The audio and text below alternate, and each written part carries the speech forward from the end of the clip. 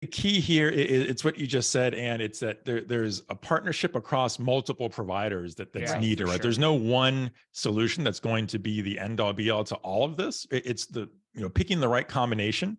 And a lot of my partners are actually partnering with each other to that end, right? To combine their solutions and then go to a retailer.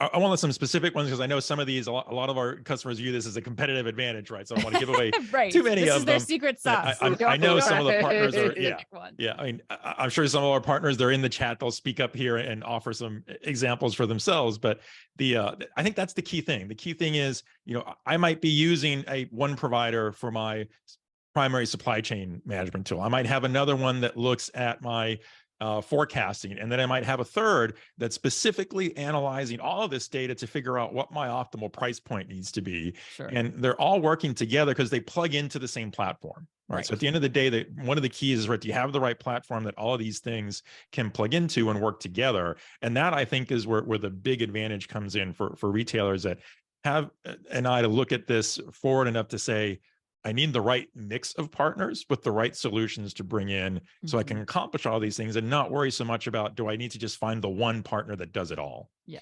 So Ricardo, I want to push you a little bit. I wanted to put on my 20-year retail veteran hat on this one too, because there's a part of me also that's like, okay, inventory and pricing optimization, that's not really anything new, right? Yeah. So is it just that you're seeing a renewed focus on it? It's even more overtly a focus now, because it's always a topic, right? Especially coming out of NRF and what people are focused on. But are you saying there's more heat and more energy devoted towards it now than you've ever seen before?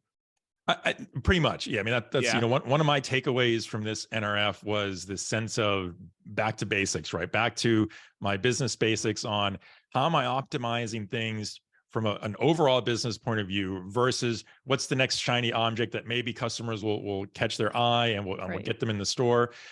I might even call this a shift between focusing on customer acquisition versus optimizing the customers I have, right? And what do they want? Yeah. What can I do better for them? And to your point, Chris, right? This isn't new, and I think we've both now said it. There's a reason why these are table stakes. It's because you have to get this part right before you start adding in new things.